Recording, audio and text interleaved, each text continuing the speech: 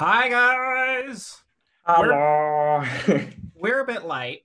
Well, I'm a bit Yeah? late. And so in typical AG fashion, because nothing ever runs like clockwork.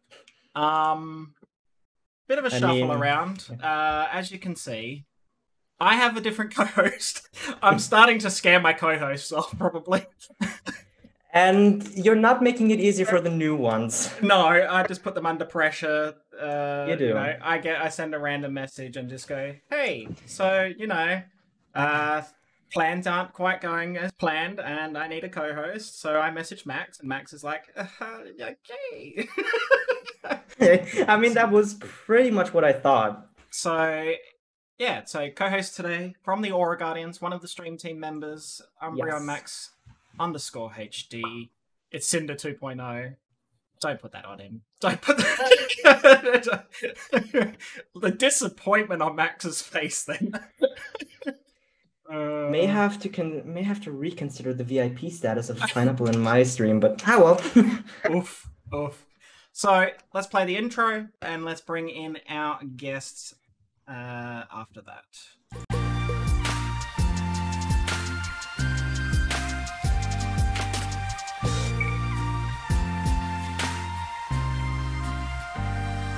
Ah, look at that! Oh my god, it works straight off the bat. Oh god, it's all functioning properly. It's a Christmas miracle. It's a All Christmas right. miracle. When does that ever happen on I was going to the say AuraCast? it's not often that things are actually running smoothly, but we have actually got it running smoothly. Something will fuck up. Hey! Hey. I can say thanks to your face. so, You're so yeah. Pineapple, you should know me that well that I would actually consider that, but I will. So, before we go into the usual messy banter that is the AuraCast, let's introduce the two guests. I'm going to start with the person who told me not to start with them, and that would be the person in the bottom right-hand corner. This is also the first AuraCast we've had 4 people. This is Daniderek, and he's gonna just talk because that's a thing. So tell us about yourself. Tell us about what you do. Tell us about how long you've been streaming. Give us the picture of Daniderek. I'm Daniderek. I've been streaming for almost 2.5 years. I've streaming mostly anime games with occasional games like Destiny and now Final Fantasy.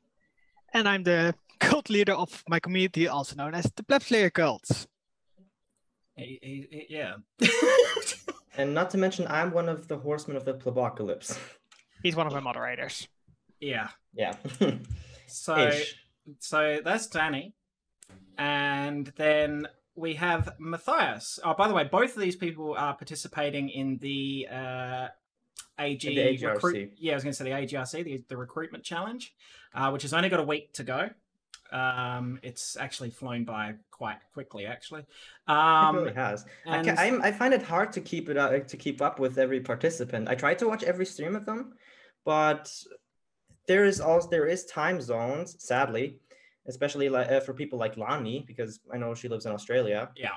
And yeah, I want to check her streams out, and there are just many good participants, actually. Yeah, there's some good people. So anyway, Matthias, tell us about yourself, what you stream. Well, my name is Matthias. I've been streaming for about a year. Started my journey on YouTube. When I did the whole transfer over to Twitch because growth and whatnot. And I recently became affiliated in May, so that was very exciting for me. And I stream mainly mainly story-based games. Like I just finished Last of Us 2. Yep. So that was fun. I played Star Wars Battlefront campaign. So a lot of heavy story-driven games. And I'm Mexican American. I speak English and Spanish.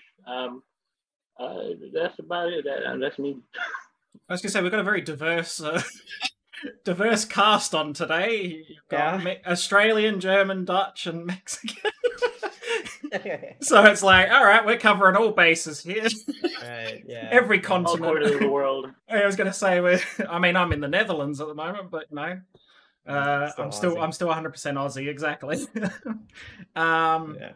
So yeah, all right. Well, so let's talk a bit about what's been happening in AG since last week. Not a lot. Like I said, I've been saying this every week. July's a bit slower. We have been putting our focus on the AGRC.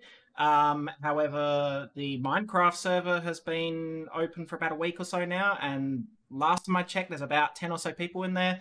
More people are joining all the time, and it's been really good. It's brought the community together. We actually have got a new channel, a VC in the Discord specifically for Minecraft, because I was actually streaming it and then ended up with like 8 people in my VC, which was fine, obviously, but it's very much an AG thing. So except for Asia and Africa, those matches. Oof. So yeah, so that's been really positive. If you want to join the Discord server, you just have to be in the Discord and contact myself or Charming for the login details. But yeah, it's been a great opportunity to bring people together, and quite a few people have actually streamed from it as well, which has been really, really good. So we will continue to do that. And then obviously the other thing, as I just said, is that the AGRC is ending next week. So I did make this announcement last week, but I will repeat it for those who missed it possibly, that I will be on the AG podcast, AuraCast, next week, and it will be announcing the new Aura Guardians, because it officially ends on the 31st of July.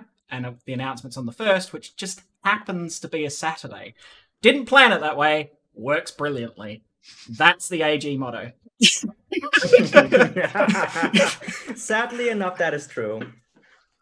That is the virtue that's been implanted into our brain the moment we joined, and I guess never left. It's just one of those things. Like AG runs smoothly, but it's an interesting thing. So, yeah. So that's happening next week. I'm hoping that Toma will join me for that, being the content creation manager, but I'll have to rattle his cage a bit and make sure that he turns up.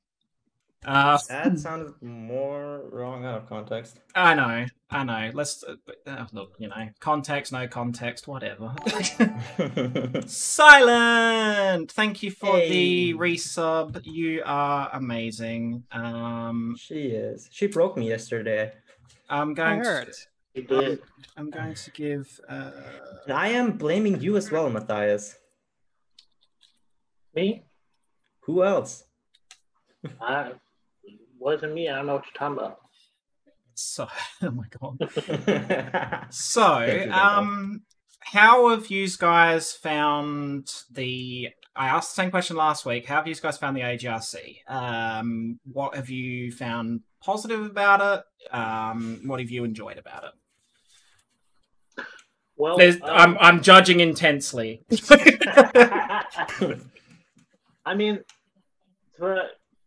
I've been watching you guys for a while now, and I just feel like you guys are just like one big family, so to speak, and that's something that I'm really passionate about, like a family base. I have in my personal life, I have many different families, you would say. Yeah. I have different friend circles, my actual family. I have 2 sides of my family, and I just like what you guys have. Well, and it attracted me to you guys. So, I mean, you guys seem like very awesome people. So, until you get to know me, yeah, just ask Charming and Silent. I'm a ruthless dictator. Or ask first. That's what we do after. But go on, Max. Well, yeah, you said sympathetic and all, but do you really know Cinder? I was gonna say. I like him so if you're seeing the Cinder, no offense. Cinder's a good dude. And that's honest. You know, there's some wonderful creators on our team already, and that's always been the primary focus with the AGRC is to ensure that whoever comes in fits in with that vibe. Hang on. You just said there are some awesome creators on the AG. Who isn't? Me. No. I'm a train wreck. Well, I think that's part of the appeal. Aren't we all? So, essentially. But yeah, no, we've got some amazing. Everyone is in their own right, and that's the other thing is there's such a diverse group of people. You know, we've got people who do art, we've got people who do first-person shooters, we've got people who do Pokemon, we've got people who do, you know, scary games, variety, you know, Nintendo. Like, there's a whole diverse range of people, and that's what we wanted as well, is that we don't want to be focused on, you know, some teams are focused on one thing and some teams are focused on others. We want to bring a large range of people together, and obviously they need to complement each other as well, and they need to be able to work together, and that's why we've been a bit more encouraging this time than the first AGRC in that we wanted to work with people and get to know them a bit better. And that was something we didn't quite get right the first time round. And that's honest to God truth. Don't get me wrong, the people who were put in through the first AGRC are talented, and that's no, one of them's actually there. This one.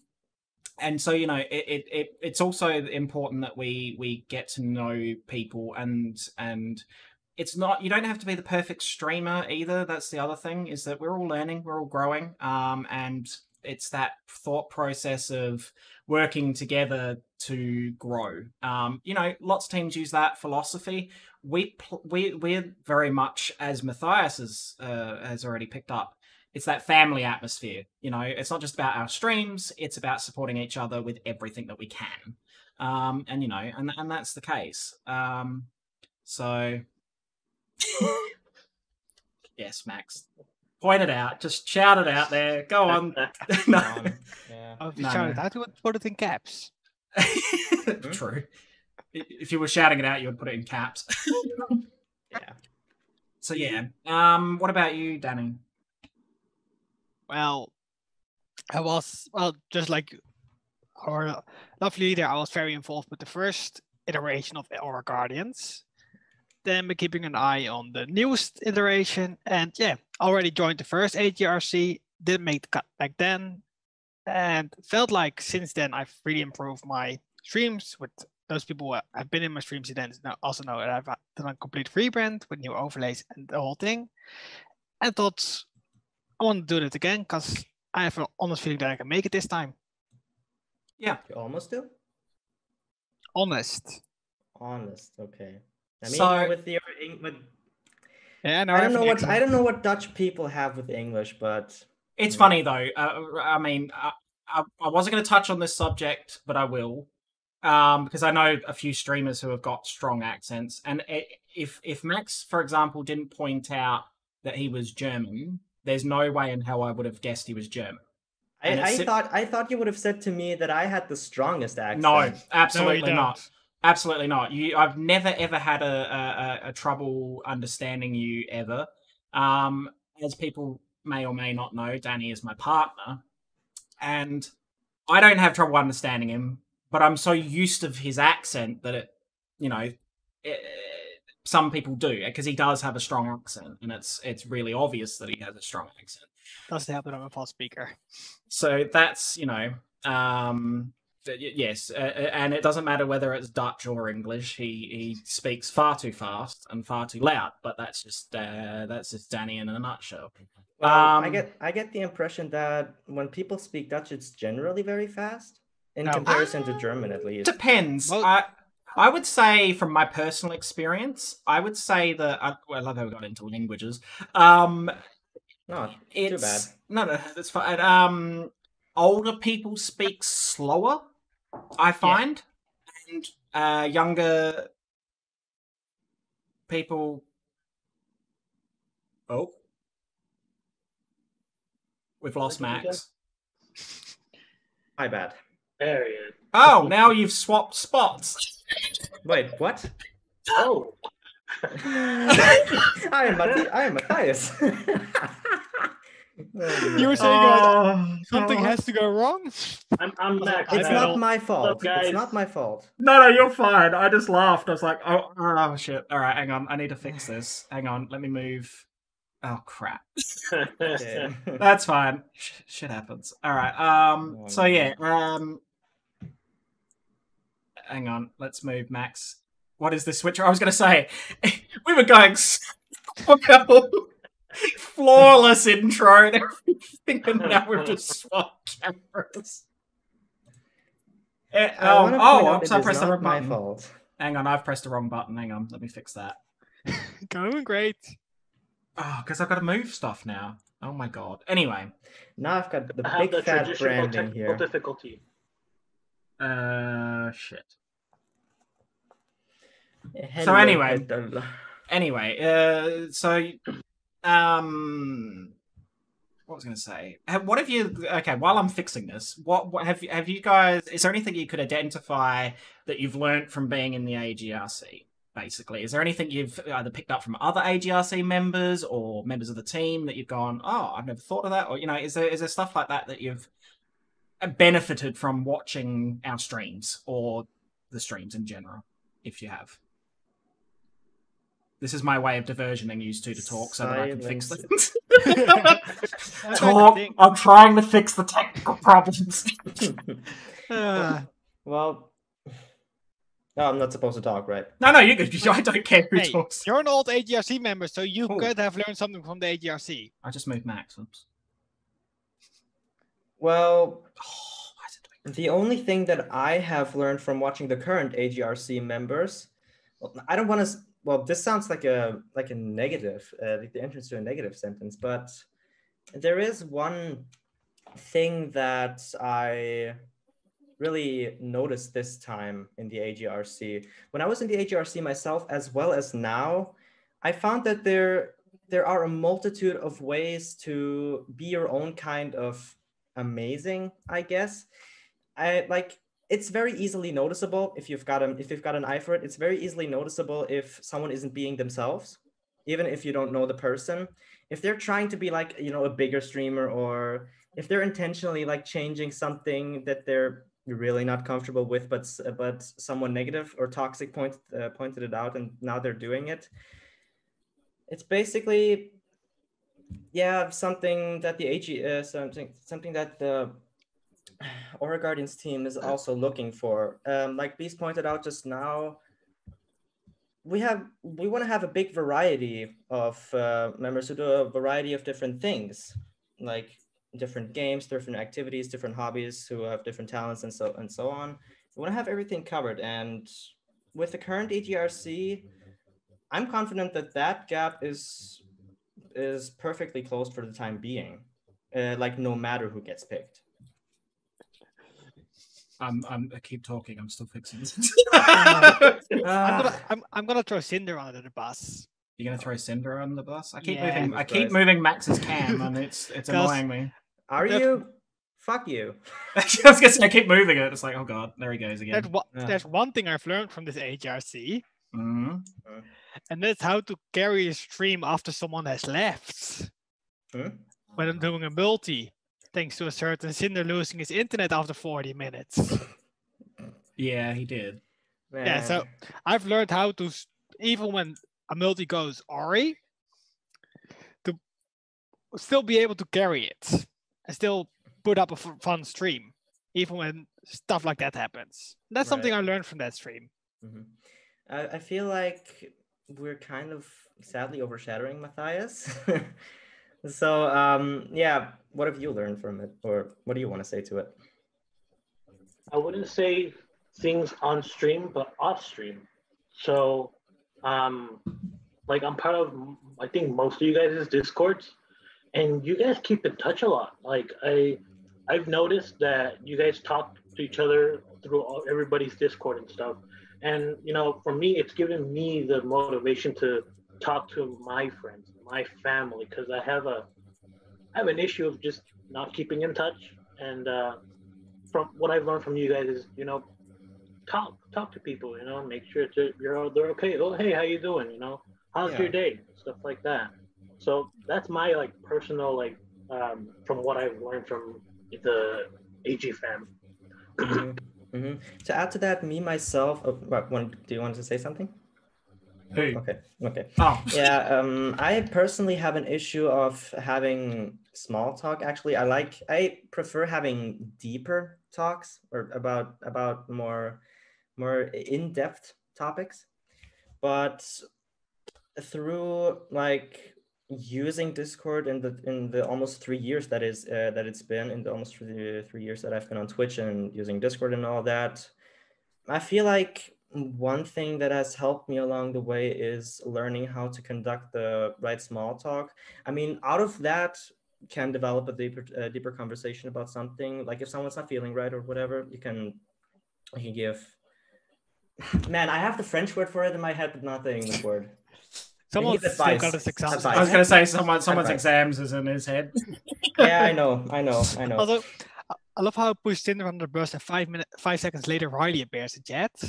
Riley's senses were tingling. I mean, the thing is, if it's Riley, it could also be Cinder right now. It could be. It could be either. Could be. Yeah. So now, I know what Max is saying, and this is what I really like about actually. This has turned into an opportunity, which is nice. In the bringing Max on last minute to the AuraCast is that it's someone who went through the first AGRC as well, so he's probably seeing it from both perspectives now, which is kind of cool. Yeah. And that's such a unique perspective in this situation, is that he's been on both sides. He's now on the team, and he was in the first AGRC dealing with the nerves and dealing with the it is overwhelming, and I've been in that situation. It is way back in the day. Make myself sound really old, but in the first iteration of AG, so that was also a thing. Yeah, that was also a thing.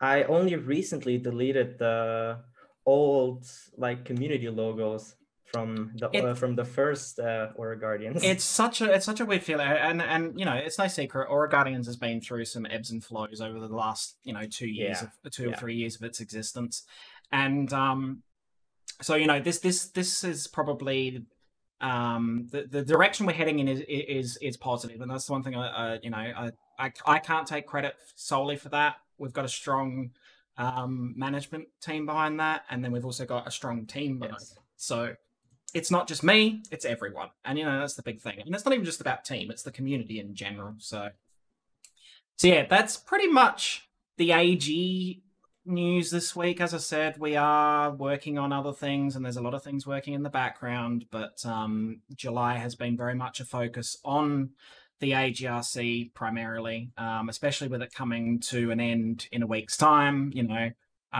so that's basically all I wanted to talk about with AG stuff. I mean, obviously AG stuff pops up throughout the entire AuraCast, but now we just generally go into anything and everything. Yeah, go on. No, I'm sorry. No, go for it. Okay. Yeah, you're my co-host. If you want to drive a bit, go for it. Yeah. I was just wondering, every member who's been on the AuraCast got to introduce themselves, but not me. Oh, I didn't even think of that. So, no. Let me hang on, guys. Give me a second. Give me a moment. Let me just do this correctly. Here we go. Hang on. Oh, no. I hate you.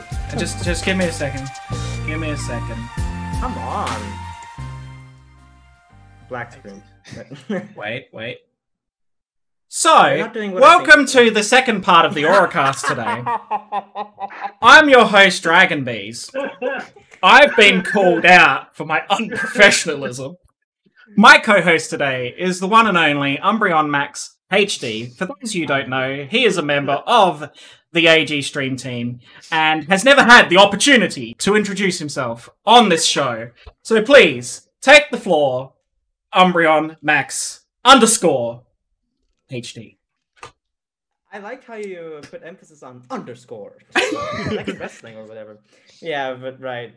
It's kind of awkward actually, but yeah. Hello, my name is Max, or Umbreon Max HD, but yeah, Max works just fine. I am the only underage streamer on the Aura Guardians team, 17 years old, but yeah, I'm gonna be 18 in October. Best Umbreon? I don't know. Right. Man, this puts a lot of pressure on me, you know. Yeah, look, you wanted your intro. You dug your hole. You dug your hole. Okay, it's okay. Yeah, I'm a 17-year-old variety streamer who's been at streaming for nearly 2.5 years. I don't know exactly when it's going to be 2.5 years, but I started on the 31st of January in 2018. Right. Yeah, I stream a lot of variety content ranging from Pokemon Shiny hunting over Batman Arkham Knight, Forza Horizon 4, Monster Hunter World, New Super Mario Bros. U Deluxe. Yeah, everything's on there, actually. It feels like it, at least. I really didn't... In the beginning, I played a lot of the same game. Like, it worked for a while, but after a while, I remember the small community I had, or I noticed that the small community that I had and myself, I wasn't enjoying it. I wanted like a bit of change, and then I brought more and more games into the mix, and what I can manage today and what my community prefers, that I put on the schedule. Yeah, it's been interesting streaming over the past 2.5 years almost, because I've learned so much by just essentially never leaving the same room. I still have yet to meet one Aura Guardians member or one person that I've met over Discord. I mean, courtesy of Corona, that I can't do it at the moment. But yeah, I've been loving supporting other streamers in their goals, namely some of the Aura Guardian streamers that I'm actively watching or trying to watch. I mean, out of the Aura Guardian streamers, I've known Beaz for the longest, coincidentally. Since when have we known each other for? Yeah. As long as I've known Me. Danny, probably then. Yeah. Because we all sort of met in the same... Well, we all met in the same community, so... Yeah. Well, sorry. This is a collective 3 met in the same community. You probably didn't meet in the same community, if that makes sense. I don't know. I definitely noticed. It's been a while. About almost 2 years. Almost 2 years. Not be longer than 2 years. Longer than that, yeah. I know you guys before. It's been over 2 years now. Really? Yeah. Okay. We started this one time calling you. We started dating like 2 months after we knew each other. So we started dating in October. So. Oh, that seems longer. Yeah. Anyway. Essentially what I wanted to say was, it's been interesting following not only my own development on Twitch, but also my friends' developments on Twitch. Derek, who is now below me in the grid, right? It's like I've known you for the longest by far. Like has it been 3 years? We started streaming around the same time, and really close to when we met each other. Yeah. So, 2.5, 3 years. Yeah, it did work pretty well. But yeah, it's been interesting to follow the development of my friends who are now streamers. I mean, Petal is also a streamer now, and has been for about over 1 year now. I love supporting my friends in their goals. That's always an interesting. What can I say? That's always an interesting topic, is how you got into streaming. And for example, Petal was very much a case of watching people like Danny, myself, Mew, you, etc. And it's like, and that's how they got into streaming. I got into streaming in a very strange way from meeting some friends via YouTube that I met at the airport, that then turned into watching them on Twitch, that then I ended up streaming, and that's a whole story. But so, and how did you decide to start streaming, Matthias? Well, before I even started streaming, I've been watching a lot of like those high-end like content creators and stuff.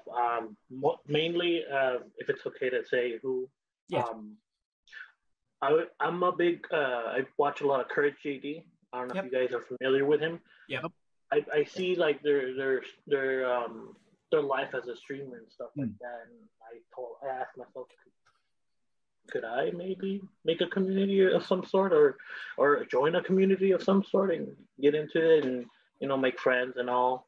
And just one day out of the blue, I connected my Twitch to my PlayStation and I hit stream. And I've been doing it ever since. Fair enough. Yeah, you mentioning PlayStation streaming. What I did for the longest time, Derek should know this. Yeah. I streamed from my PS4 directly for the longest time. Like, I don't know which games I'll stream. I streamed a whole lot of games from my just from my PS4. I can already name two. Yeah. And Derek can back me on this. Batman Arkham Knight and Infamous Second Son. Infamous Second Son, those were the best ones, yeah. But the moment when I actually got a capture card, like that's been my dream ever since actually before I was into content creation. I just couldn't figure out how you connect a console or another HDMI device to a PC so you can create content on that and people watch that. I've seen, you know, growing up in Germany, there are a few good content creators, like there really are some good ones. I mean, one of them is like one of the biggest one of the biggest global Nintendo YouTubers, yeah. Called Nintendo, and he's kind of been my idol in not only content creation but streaming, especially. Like him always talking about having issues with the capture card. I know this is delving into a weird corner right now, but I don't know what to talk about. That's fine. That's fine. Yeah. Tom is always talking about tech. So, yeah, I'm keeping myself. Usually go straight over the top of my head. I'm trying to hold back on what I usually rant about, like language and history and whatnot. Yeah, but that's what makes you a that's what makes you you as a streamer, is that people come to your chat, especially your community, knowing that it's like my community, right? Your community know that you're a very knowledgeable person and like to talk about, you know, history and languages, and you know more about geography than I'll ever bloody know in my life. Well, calling me intelligent is I don't know. And then, like, for me, it's people come to my community knowing that I'm a train wreck, and that's the honest to God truth. And that is the case. I'm not good at games in general. And I am very not self-deprecating in the fact that I like put myself down, but I know I'm terrible. So I just go with it. And that's why people come into my streams, you know, and I joke around about it, and I'm trying to be fairly lighthearted about it. And the most important thing as a streamer is to be genuine. You know, some people can get away with a persona. A really obvious one that comes to mind is Dr. Disrespect. That's his persona, and he's made that work. But for the most part, the connections that are made are with the ones that are genuine. You know, and that's what I find through the communities and the people who I enjoy watching. You know, there's lots of streamers I look at and go, you know, what they do is amazing. But there's two very good examples, even on AG, who, you know, everyone has their own way of dealing with their community and that. And some people I've known a lot longer than others. And these two, especially one of them, I've known for a long time. And the way they handle their community is in a very honest and very caring way, and that's Foxy. Foxy Songbird is a very good example of someone who is just genuine, and what you see is what you get. And she's she's dedicated to her community. She really is, yes. And her community's behind her, and they support her 100%. And so that's that relationship that develops there. And you know, and I think that especially with AG, we're not looking for characters, if that you want me to paraphrase that. We're not looking for characters. We're looking for genuine people. We're a team of genuine people. What you see is what you get. When I switch off this camera and I'm just me, and obviously you're exactly just like you in the podcast. You know, and people can attest that have met me in IRL as well, you know. No, definitely not.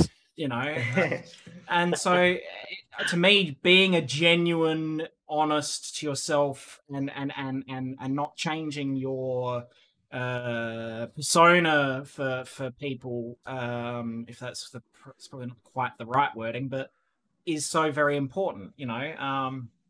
So I find that that's something that I've always strived for, and I've always said, you know, the day I have to change who I am is the day I don't want to do it. You know, you know, people respect me for who I am, and you know, that's just how it is, and you know, I would hope that that's how most people operate. So, but yeah, I think now we can go on to gaming in general. I was gonna give a good example of being with her community. Take Foxy, for example, is her Super Fox. Yeah. She literally every week highlights one of her community members, as in, this is why they're a good member for our community. This is why I like them. Why I see them as friends. I think that's a good example of how Foxy, for example, deals with her community. I think so. And I think it's, you know, recognizing people within you. There are a lot of people out. Before we go on to gaming, then, all right, he's opened up another conversation, but that's fine. Is that there are so many people out there, right? And yes, we are competing, but you should never feel threatened by somebody else's content. And there's lots of people who are threatened by other people's content, and that's not a good thing. Yeah. I look at the fact that, you know, I actively, for example, when, once again, we're referencing Paddle, is that when Paddle started streaming, it was that support that I wanted to give them, because Paddle had supported me so very much. And I'm not saying support for support, because that's wrong as well. Don't just follow someone to expect to follow in return. That's never going to grow your channel. It's those genuine relationships you develop with these people that is most important in my mindset. And so, you know, people, for example, Petal was an example of that. I was in the same boat that Petal was in with my friends Kaylee and Larissa. They were already established on Twitch, and they basically took me under their wing kind of thing, and they gave me a starting point. And so the most important thing is that these people are willing to help you, but be yourself as well. Don't try and mimic others. Create your own Twitch existence. Yes. You're talking about people. I don't want to call it head start. More like help you grow. Help you grow at the start. Help you establish yourself. I remember not having that and how difficult it was to actually grow in the first place. I mean, I did have some supporters, but I don't want to call them that because of very toxic stuff that happened and Twitchtons? What the hell? Hello. Well, yeah. I remember like having to. I don't really know how to describe it. I basically started off with 0, and I don't want to like fish for any compliments or anything. I just want to talk about how I established myself. Yeah. So basically, even if you are starting out as what noobs would call a nobody is actually a nobody. If you pull some strings right and continuously try to improve not only the stream quality but also on yourself, if you may have some issues with anxiety, that's okay. They may go away over time. That's no guarantee. But basically, continue improving yourself however you see fit. you're gonna see the response if it's okay for yourself or not. Yeah.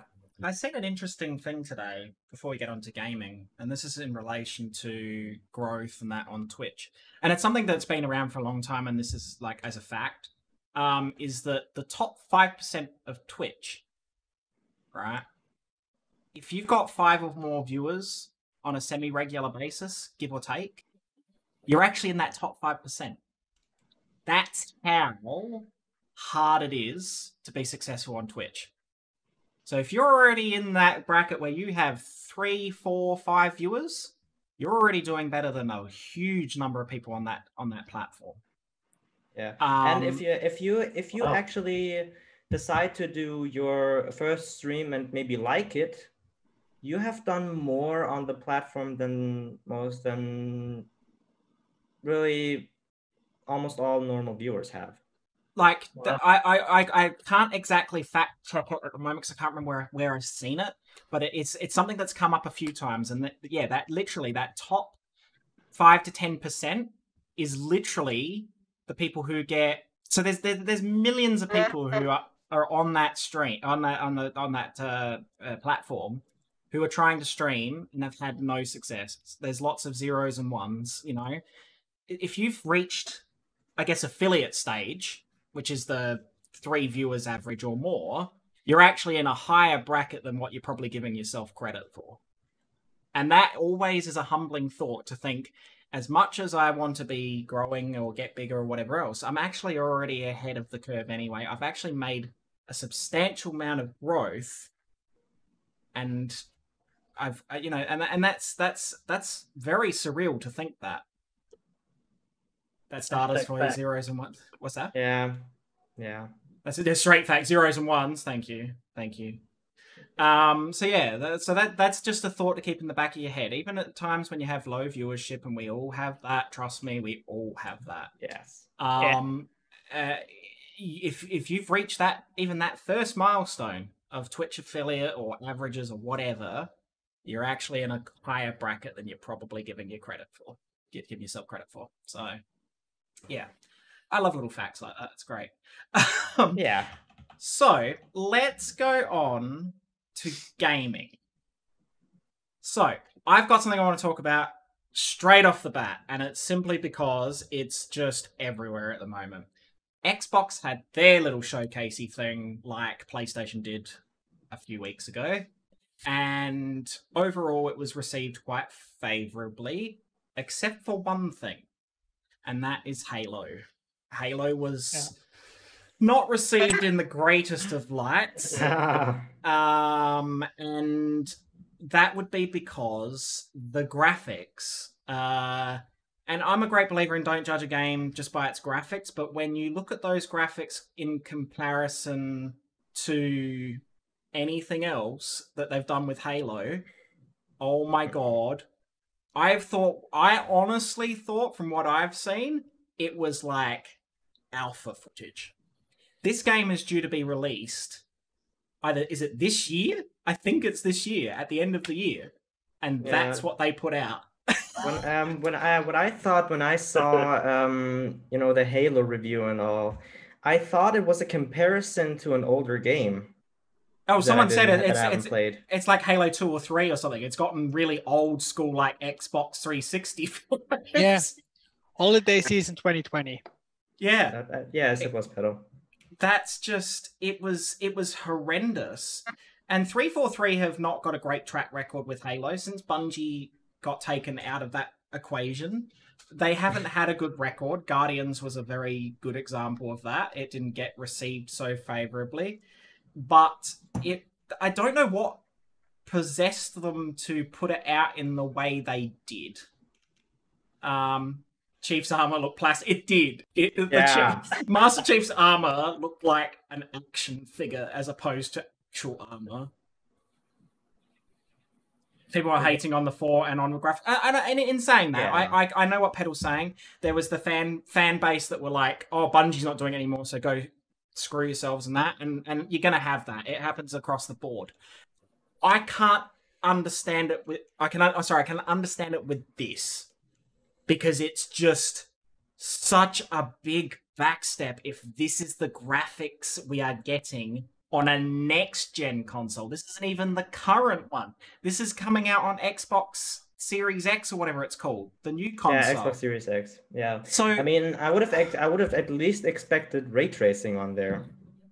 Well, I would have thought so. Yeah, but they showed other games on there, and it's not the Xbox that's the issue here. It's the game, because they showed Fable, and Fable looked just gorgeous, except for the fact that the fairy got eaten by a frog. But that was a little brutal. But all right. But it was like, that's why I said, overall there was a lot of excitement about what came out with the Xbox stuff, except for the fact that Halo, their franchise game for the Xbox, it's been it's like Mario for Nintendo, and it's like, say, Uncharted, Last of Us for PlayStation, and it was just like, Last of Us 2 has come out and it looks incredible on PlayStation 4. This is showing for next gen and it looks worse. How? And it's like, and this close to it releasing. That's the big concern here, is that it's this. I know we're in a climate of like coronavirus and people, but if the game's not ready, delay it. Yeah. Don't put it out. Then, and from what I heard, it's not coming out with multiplayer. That's gonna be fun. It's Halo. How? It's Halo. How is it not coming out with multiplayer? I'm pretty sure it was Halo that was... I'm pretty sure they said it's not coming out with multiplayer. It will be launched without it. Oh, sorry, we're just giving everything away to pedal about the Xbox. Yes, Fable is coming. Fable is coming back, and Fable looked gorgeous. I haven't played... actually, no, I have played Fable. Fable's alright. I don't mind it. I love that quote. That's one of my just favorite quotes. Fallout 76, cough. What's that? Cough, Fallout 76, cough. Oh, fuck. Don't speak about that here. Well, that's exactly right. They delayed Cyberpunk to fix bugs. They've delayed the Destiny 2 expansion because they aren't going to be ready in time. You just gotta be honest with your community about this shit. No one wants a subpar Halo game coming out. It's Halo. What part of this do they... I love Halo, right? I'm not an Xbox fanboy. Xbox is probably the least amount of time I spend on a console, right? But Halo is fantastic. 1, 2, and 3, brilliant. Got a humongous fan base. It's massive fan base. Yes. And they just they're gonna send out, if it looks like that, the amount of rage that's gonna be out there is gonna be astronomical. Oh no. It's just, if you haven't had a chance to look at some of the screen captures and in-game stuff and everything else, go have a look and tell me otherwise, because it looks like trash. Yes. Sorry, let me rephrase that. It looks like trash by that gen standards. It should not look like that. Well said. All right. This is gonna be a weird day. I know this is gonna be a bit random thrown in. It's gonna be a weird day for me because I'm gonna be streaming in about 3/4 of an hour. Yeah, I'm also streaming later. Wow, self-promo. Hey, you talking about self-promo? You were the one who heavily advertised himself to, at the start of the stream. You did.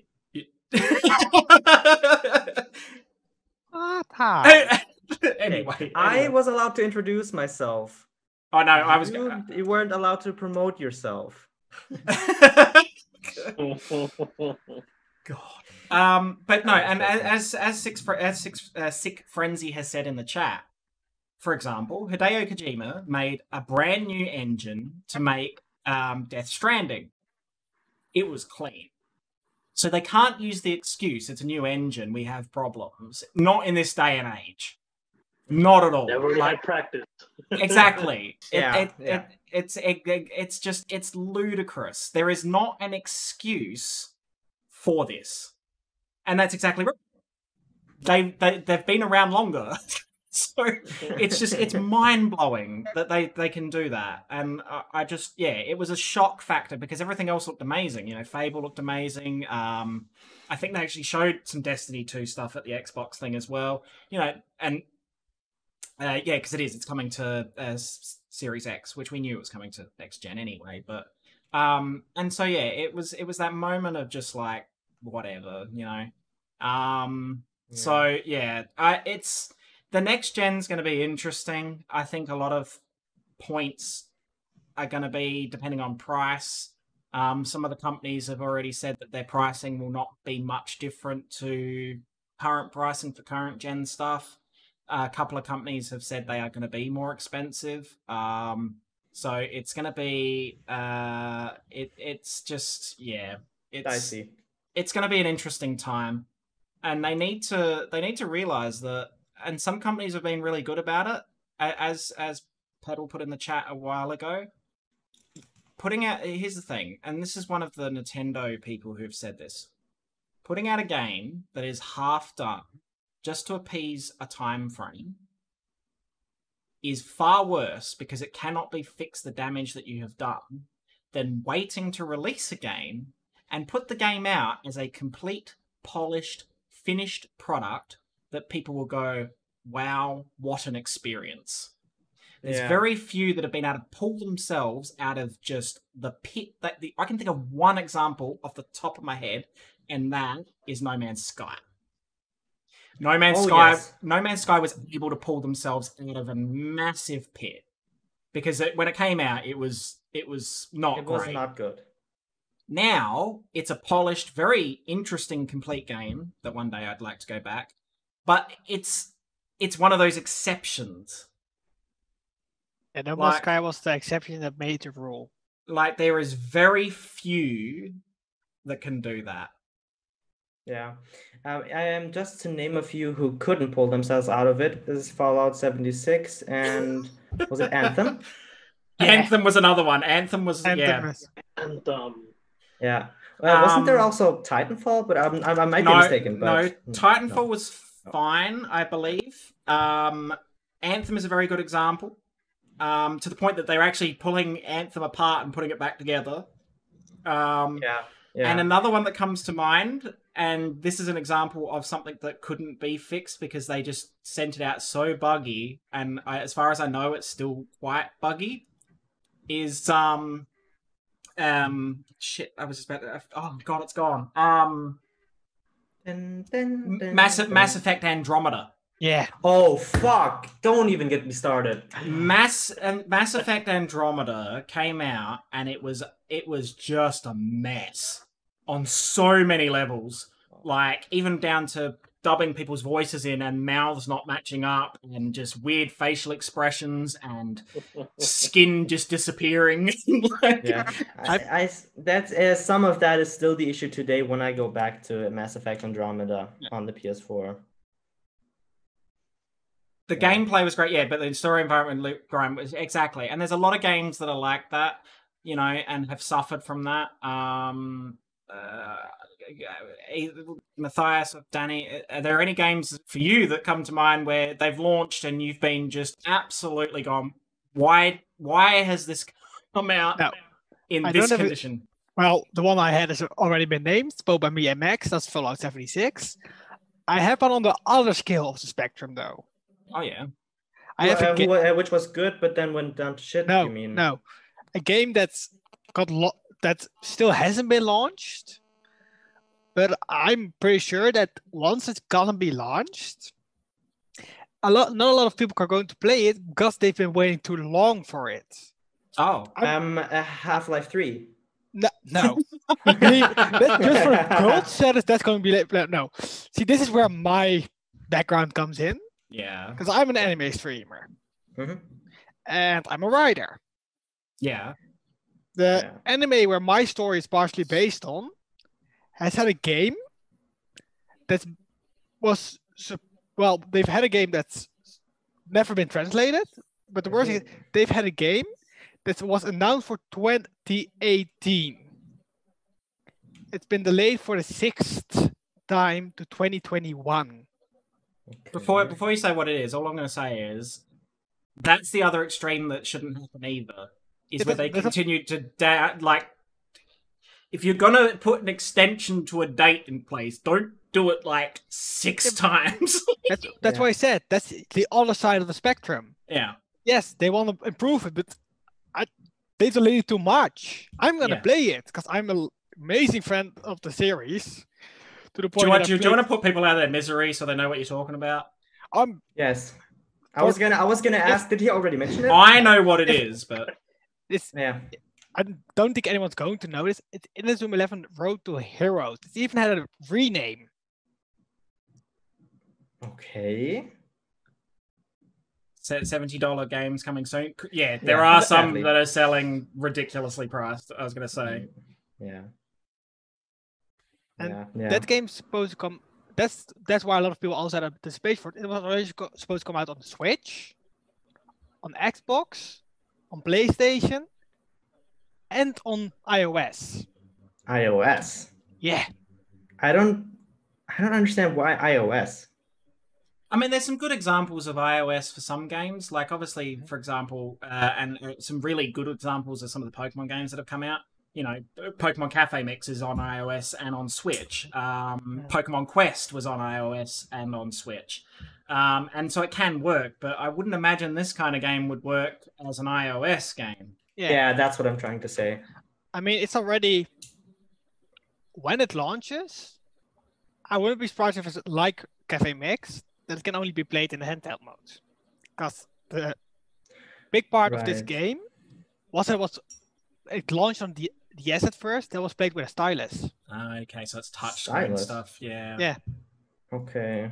That's always an interesting transition for games when they've got to do that. So that's what I'm curious about. Which is one of the primary reasons why... I know it's a little bit different, but it's one of the primary reasons why Skyward Sword hasn't been remastered yet. It's because its graphics and everything are highly...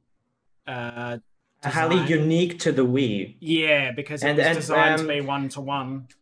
Yeah, with it was meant to be played with the nunchuck and the Wii Motion Plus and everything. Yeah. You don't have that on the Switch. Yeah. I disagree with Sick on the fact that the pricing, and the only reason I disagree is that it's a mistake they could make that is very similar, and I've said this a couple of times on the podcast, it's a mistake that could be made very easily similar to the PS3. When the PS3 launched, it was, in Australia, it was 1,000 Australian dollars. It was expensive everywhere, but it was, to give that in a figure that I know, obviously, it was $1,000, and those games were $100 each. Let me just convert that. The PS3 sold poorly because it was so expensive at the time. So they've got to be really, really careful on what they're charging, especially, at the moment, because there's a lot of competition. And sure, development, that takes a lot longer, etc. But it's something that they have to be very aware of. If they're going to increase the game by $10, they need to be able to justify why. And at the moment, the hardware's improved, but that should actually make their job easier to some degree. Because the hardware is able to support more of what they're going to do. Usually what you find is, in game development, is that they come up with ideas and concepts, and then sometimes they have to scale it back because they've overdeveloped something that's too powerful for what they need to do. So, it's an interesting one. Yes. It is easier. I have Unreal Engine 4 and blueprinting is amazing. So there you go. So that's what I mean. So it's going to be an interesting time coming up with all that. And then, so other sort of gaming stuff that's been going on. Is there anything anyone wants to talk about? Any news? I would have one thing, but yeah. No, you can go first, Max. AGRC member, go first. Okay. What I was going to talk about is something, that Destiny did a few years ago. And Battle would know this, what Final Fantasy did, announced last week, putting the main game and now Final Fantasy as well, part of the DLC for free. Which Destiny did with the first two DLCs. Destiny 2 did with the first two DLCs. Final Fantasy now does with the first DLC, and the outrage it causes by old fans. Right. Yeah, and I see my perspective with that is I don't necessarily have a problem with it. And the reason I don't have a problem with it, it extends the longevity of the game by bringing new potential players in, by offering something that we've already experienced and quite a while ago. There have been some aspects that are not so great. The Activision era of Destiny 2 was a shambles because it wasn't about the fans, it was about money. And I think the way that Bungie is now approaching it is much better in that, you know, they're bringing back old content, they're vaulting stuff so they can bring it back again if people want to play it. So they're approaching it as a bit more of a long-term plan that will support people coming in at any stage without making it ridiculous. You know, and because originally Destiny wasn't meant to be Destiny and Destiny 2. Destiny was meant to be just Destiny. And then how many times have you said Destiny in that one? Destiny. And then Activision came in and it made it just so complicated. You know, so Destiny's an interesting one, and I guess yeah, I can understand that that people are a bit burnt by that. But I guess it's also Bungie's way of trying to react or bounce back to what they have to recover from the Activision era, if that makes sense. They've now got a clear plan for the next 3 years, and I'm finding that each season is getting a little bit better, some things are getting a little bit better, and they're starting to catch up, because they're obviously still dealing with some of the stuff in the background from that era that they have to try and rework. So yeah, that's good. So is there any Max? Your next if you want to. Right. Yeah. I'm not. Go on, Matthias. Sorry, Max. Go on. Sorry. Just one thing I wanted to backtrack to what we were talking about delaying games and whatnot. One game that really didn't make me mad. It was just like, why do it? They delayed it so long, and it was Kingdom Hearts 3. That was supposed to come out in 2012. I don't know if you guys remember that. That's true. The Kingdom Hearts 3 was teased a long time. It took a long time to finally get it, and I think all the overhype for Kingdom Hearts 3 is what not killed it, but disappointed a lot of fans. I love the game. Don't get me wrong. I love the game plus the DLC. The visuals were beautiful and all that. It's just we waited so long. And before anyone points it out, no, I haven't turned off that command. I completely forgot again. This is week 3 that I've forgotten to turn off that command. I'm going to scream at you after stream. I need to fix it. But yeah, this KH3, it took so long for it to come out. But honestly, I like the outcome of it. It was a good game. It was a good game, but it took so long, and I think that's maybe the game is the expectations were set high, and the game, if it had been like, okay, we've announced in 2018, it's come out in 2020, then people probably would be like, oh, this is amazing. But as you've said, it's been in development hell for like 8 years. It's finally come out, and it's like, oh, this is good, but this is not 8 years worth of work. And I had originally thought that the series was going to end. You know, I was like, I told us all, they got one game to wrap everything up into a tiny little beautiful bow, only for it to be like, nah, we're gonna end it in a cliffhanger. So and then they got that new the kind of like that kind of game where you got to do with the music and stuff. And that too has lore, and I'm like, oh god, why? Why does that kind of game have lore to the story that keeps going? I mostly had to laugh when that rhythm game was announced because of the reaction from the Kingdom Hearts community that I saw. Because most reactions I saw when that was announced was, why did they do this? Didn't they realize that most players hated the rhythm sections in the games, and now they made a whole game out of it? Oh god. Yeah. So, all right, go on, Max. Right. Okay. Sorry, Max. I'm sorry. Someone else want to cut me off? I can. Fuck off. You won't. Anyways, I don't know if anyone's paying attention to the PS5 around here. We were talking about new gen consoles. I wanted to mention something about the PS5 that I saw recently. I've only watched a Linus Tech Tips video about it, or no, it wasn't. It was Tech News, one of their sister channels. Yeah.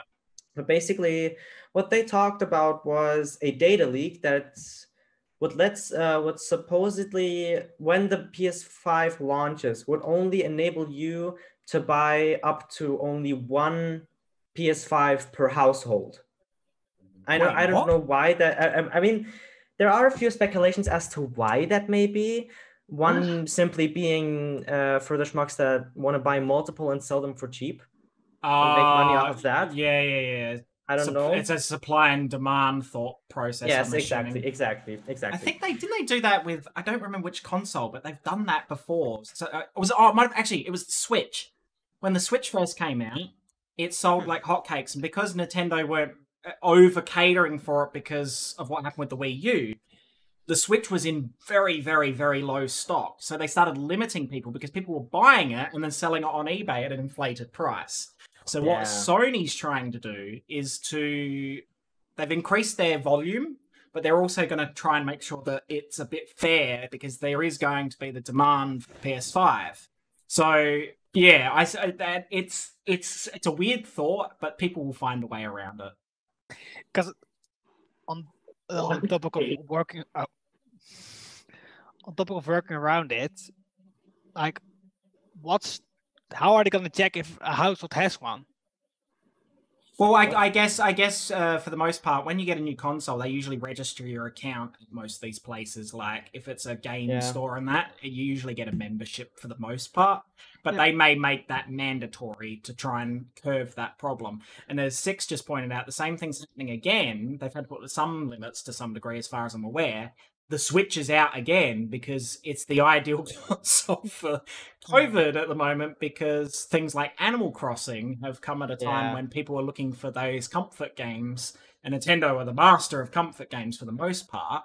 And that's, but people are buying them and then selling them for ridiculous prices. And I have seen what Six saying in the Animal Crossing edition, because Animal Crossing has just exploded and lots of people are playing it, is that the Animal Crossing edition is selling for over 1,000K in some cases, and it's not worth that. Ouch. Yeah, and people are paying it because they're desperate to get it. They're desperate to get it, but that's supply and demand. If you really want something, you will pay those inflated prices because you can't get it at retail. I was gonna hold back on like history rambling, but this sounds like Weimar, 1920s Germany. It's just one of those things, and it happens not just in video games. It happens across all sorts of industries and everything else.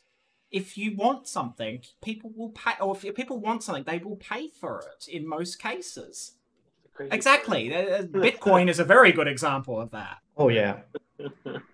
And look where it is now. It's a real shit show. Yeah. At the time when Bitcoins were soaring in prices and GPUs were as well, I had just before that, I started looking for a potential new GPU to put in my PC and upgrade it. Fucking worst time in my life. Oh, at the moment, anything relating to computers, because people are working from home, is just hard. Even streaming gear, and it's because people are working from home, not because they're all going to stream on Twitch. Because I literally seen someone go on there, everyone's these people becoming a streamer. That's what I seen it on Twitter. Someone was, putting it bluntly, bitching about the fact that people were buying all the stream gear to stream on Twitch, and they're flooding. It's like, no, these are office people buying a camera and software so that they can do what they can do from home, because not every company is supplying that, and if they want to keep their job, they have to pay for it.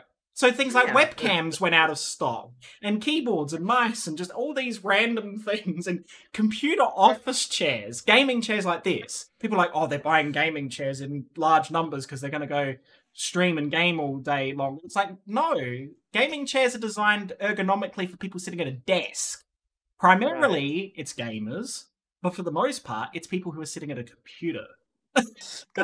I have on the part of office work getting that, because when my office all got us new laptops to work at home, because as Beaz can confirm, we actually had the old office desktops at our homes.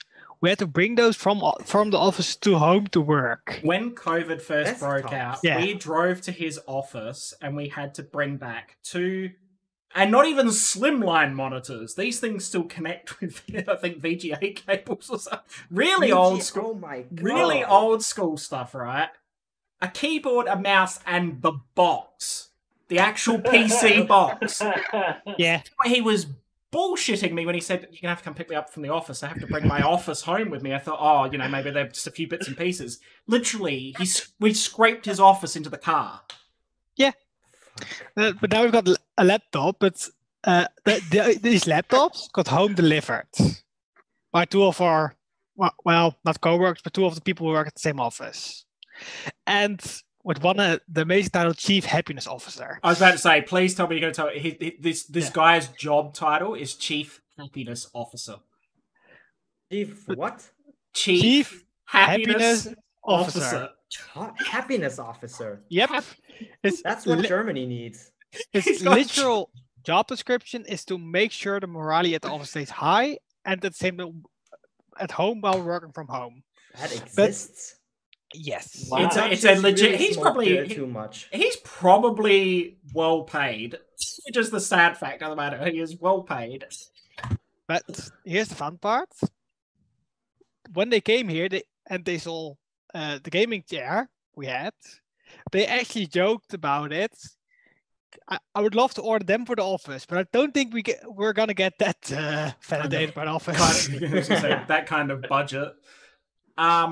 Yeah, no. So it's COVID has created some really bizarre situations with things, especially, like I said, tech is one of them. That's like people are complaining, genuinely complaining that all these people are streaming, blah blah blah blah blah blah blah.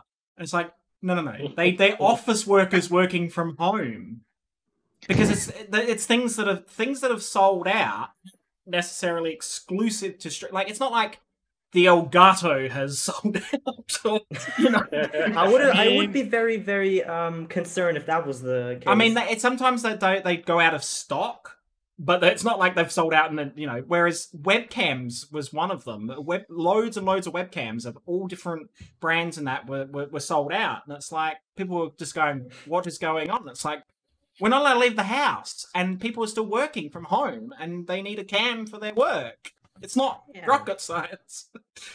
My roommate just got a job, and she works for. I think she's working right now. No, she might be working right now, but yeah, she worked at the same place I did, and she got a job in IT, and she worked from home, and getting her hardware was pretty difficult from what I hear. Yeah, but it was.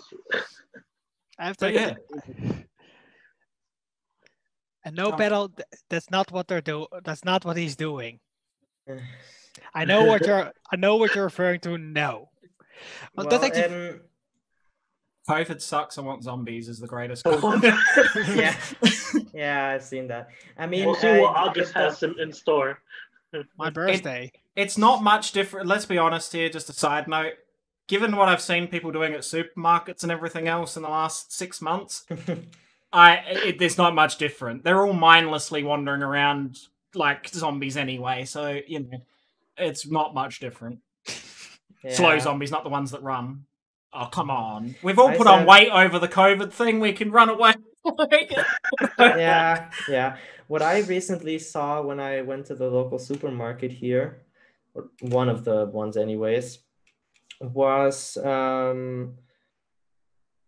middle-aged woman. I didn't know them, but basically just walking inside without a mask on. Other people were like politely informing her about like she should be wearing a mask and all that to protect others from the particles and all that.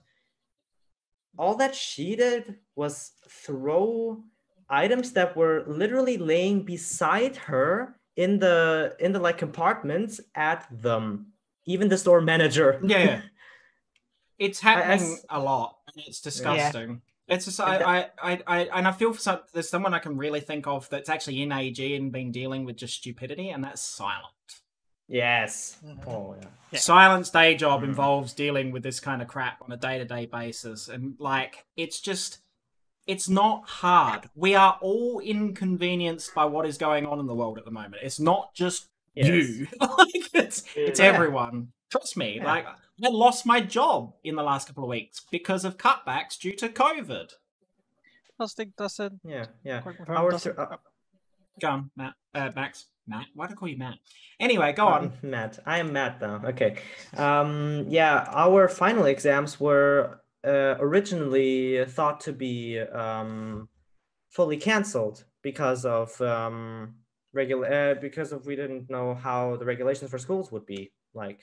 That was uncertain, and I did manage to we did manage to pull them off in the end. It's just I just people have got to start realizing that the longer we fight this and don't try to follow the guidelines from organizations like the World Health Organization, etc., we are just going to prolong this. Yeah. It's just ongoing. I mean, Australia is another example. We cleared up most of our COVID cases. They rushed into reopening Victoria too much. I can see what Pedal's writing. I'm trying to ignore what Pedal's writing. And don't ignore it for 1 second. 2020, the inconveniencing, yes. And it's like now there's the cases there's like 300 or 400 cases a day in Victoria because people just rushed into reopening everything. You know, I even though we are able to do what we can here, Danny and I go out once a week for grocery shopping, and we've now gone back to maybe going out once a week to have dinner or lunch. That's it. The number of people who are just going out for the hell of it is astonishing. And no social distancing, no, like, hygiene of any description.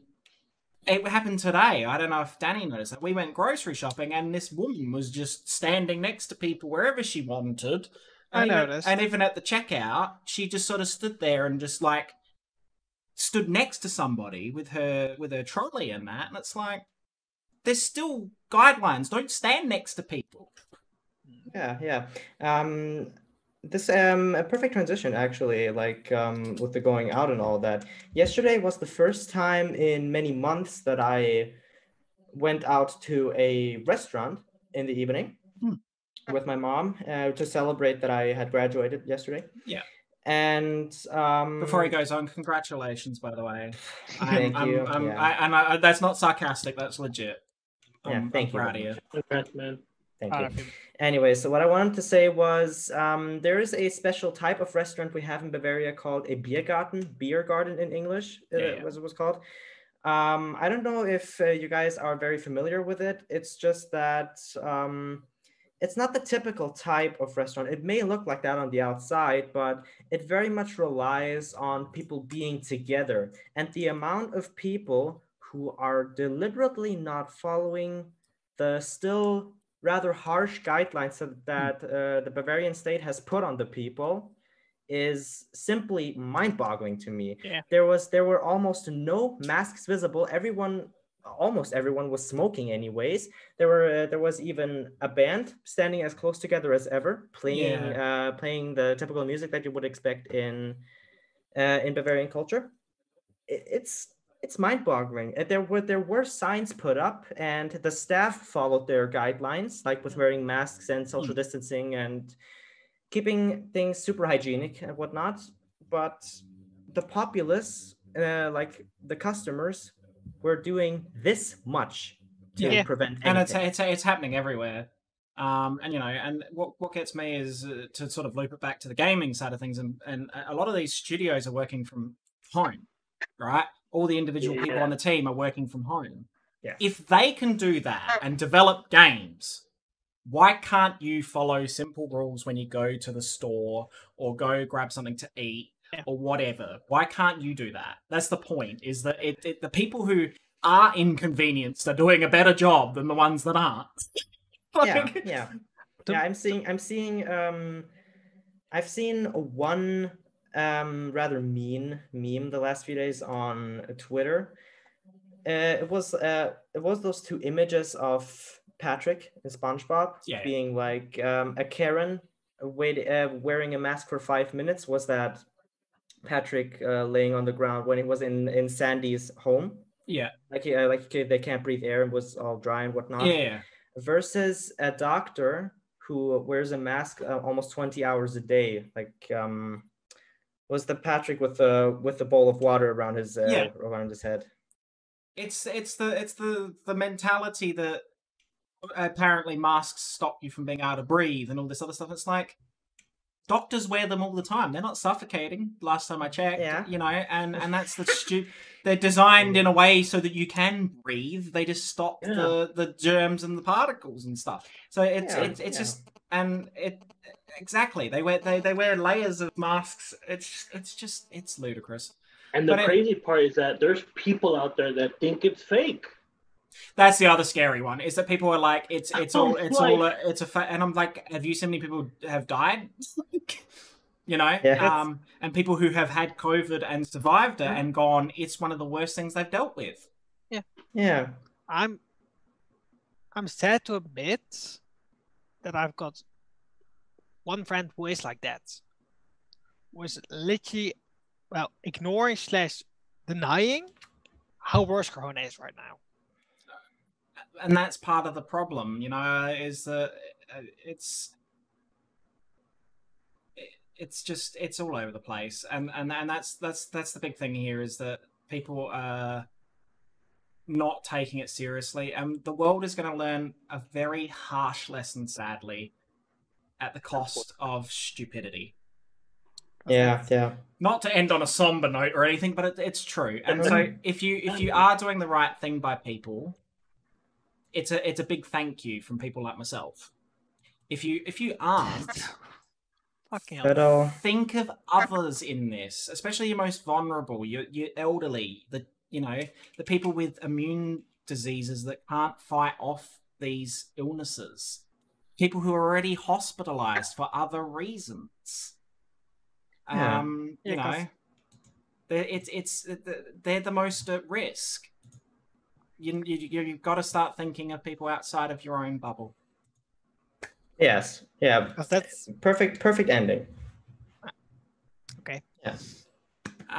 So I'm going to do the ad read because it's already probably time to wrap up. Yeah. I'm canceling my stream for today. So yeah. All right. Let me do the ad read and then we will wrap up. Okay. Right. So the Aura Guardians and the AuraCast are partnered with Juju Energy. Juju is more than just an energy drink. It's a healthy, high energy and focus formula. It's sugar-free and has natural caffeine. Juju is specifically formulated for gamers to increase focus, reaction time, energy, and overall performance so that you can win more games and level up without the jitters or crashing. I don't win more games because I'm hopeless. But Juju was built for gaming. But it's also ready for everyday life. It works wonders in the classroom, the gym, the office, or anywhere out in the world. I used to have it while I was working in the kitchen, and it was brilliant. It gave me lots of energy, made me feel energized to continue my work. I'm sure Max was drinking it. Did you have it after or before your exams? Did you arrive before your exams? Or during? I planned to. No, I received it on the after my last exam, sadly. Oh, well. Damn. But I have had it, even though it's very unconventional to do this, but I've had it a few times in the morning when I needed to be up. Yep. After I've gotten rest and everything, it really does help. And to add to everything you said just now, I don't know if you have already said it or not, but Juju also doesn't give you that sudden crash. No, when it just ends. A lot of energy drinks do that. I find that it doesn't. And so, yeah. So it also has a thing called Lutemax. Lutemax is to help with eye strain. Eye strain is really common for people who spend a lot of time looking at computers. The blue light that comes from that can be very damaging to your eyes. So Lutemax helps with that. It doesn't have that chalky aftertaste that a lot of others have. And it tastes great. There's a great variety of flavors. I know that they are releasing 2 or 3 more before the end of the year. So I'll be interested to see what they are. I don't actually know what they are, but I know that that's happening. If I had to recommend a flavor, it would be blue raspberry. But all of the... I have one too. No. But outside of that, all of the flavors are really, really nice. They're good. They are located in the US, but shipping is available to nearly everywhere in the world. Right, Max? Nearly everywhere. Except for Germany, and we don't really know why, other than their packages get sent back, and we're not sure why. But it may just be because of the harsh regulations with energy drinks here, but it doesn't matter. And so yeah, it's worth giving it a go. If you are interested, they are also hopefully, I think, next month releasing a variety pack of the single sachets. There is now more than just the cherry flavor available in the single serve sachets to try, so it could be a good opportunity to try a few different flavors. And if you do, make sure you use code AGFAM. You will get 10% discount. The team also gets a commission, which is helping us to be able to do some more community stuff. I'll drop the link in the chat for you. I will most definitely will pick up that. So it's really good. And look, I don't often, I won't support something unless I believe in it, and that's how I am. Especially when I stream, I don't often not have a juju, but I usually have 2. And it has helped significantly. Someone who wears glasses, my eyesight is not an issue. I don't feel tired after a stream, unless I've done some ridiculous length stream. But that's just that. No amount of juju is going to fix that. Yeah, that's just my own stupidity. I mean, I don't know. I wanted to make a bad YouTube joke just now, but 2016 is already over. So thank you for that. If you want to check it out, make sure you check out the link there and use the code AGFAM for 10% discount. So it is probably now time to start wrapping the stream up in a nice little bundle, tie a little ribbon on it. First and foremost, I would like to thank Max for jumping in last second to co-host with me. It's very fun to be on the AuraCast. I'll definitely try if I can. I'll try to be on more of them. I haven't got Max's custom command yet because it wasn't organized that he was going to be here, so I'm just going to shout him out like that. Max is a member of the Aura Guardians. He is a member of the stream team. So make sure you check him out and give him a follow. I would also like to thank our 2 guests and good luck with the last week of the AGRC. Thank you to Matthias and to Danny. And thank you to everyone for tuning in. I will give these 2 a shout out as well if I can get my fingers to do the talking. One final word from me. I'm excited as to what I'm going to see in the last week in the AGRC as an Aura Guardian. And good luck to everyone in there. There we go. It's thinking about it. It's a little slow. It's not going to do it. Wake up. Well, it's Streamlabs. What do you expect? It's suggesting to the youth for shouting out. Come on. Wake up. Hello. Wake me up inside. Maybe it was too quick for the bot. Let me do it again. Yeah, I think it was too quick for the bot. And then if you want to check mine out, you can as well. I will be streaming a little bit later. But there's me. What was I playing last? It's not. Wow. The bot is just not even going to cooperate. It might wake up. No, eventually. I wasn't talking about that. Shameless self promo. Wow. Always. I was playing Minecraft. There you go. So yeah, if you have missed any of this or want to catch previous episodes, or you're going to miss the next episode, this will always be available as a video on YouTube, usually the day afterwards. Otherwise, you can listen to an audio version on Spotify, Google Podcasts, and Podcasts. If you use any of these platforms, please give us a subscription or a follow on whatever it is on that platform.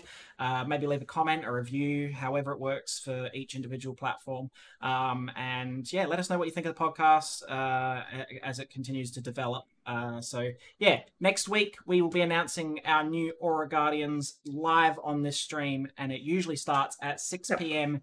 Central European time. I can't convert that for others. Matthias, what time is it there where you are? I mean, I can convert it if you want. It's about to be 11 a.m. right and now. What time zone are you in? I'm MST, Mountain Standard. Okay. That gives you a rough idea. Right. Just tell me, what was it again? MST. No, I meant bees. Oh, sorry. 6 p.m. our time. 6 p.m. That would be 12 p.m. in Eastern Standard, 11 p.m. Pacific Standard, 10 p.m. Mountain Time, 9 p.m. On the West Coast. I think you mean 9 a.m. 9 a.m. Sorry, 9 a.m. Yeah. Yeah. I'm maybe an idiot with that. Oh, time zones are hard. Yeah. You've only got to ask half the team. Time zones are hard. So, and that's 5 p.m. in British Standard Time. Yeah. So next week, hopefully Toma will be here and help me announce those. I don't know if there'll be another guest. It may just be me and Toma. But we'll see what happens and we'll announce that during the week. If you are not already, you can check out our Twitter. You can join the AG Discord. Can I call you out? Why? I thought you're already assuming Cinder is going to be there. No. I've already arranged with, and if I haven't, apologize, but I'm pretty sure I've already organised it that Toma will definitely be on there. Cinder might be, actually, but mainly because it's the announcement of the AGRC members.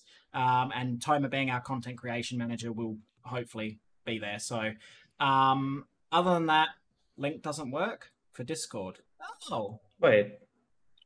Has it expired? Oh, it actually doesn't. I'm not the only one. I'm not actually the only one who's had that trouble recently. Someone else had the same trouble that their link that was set.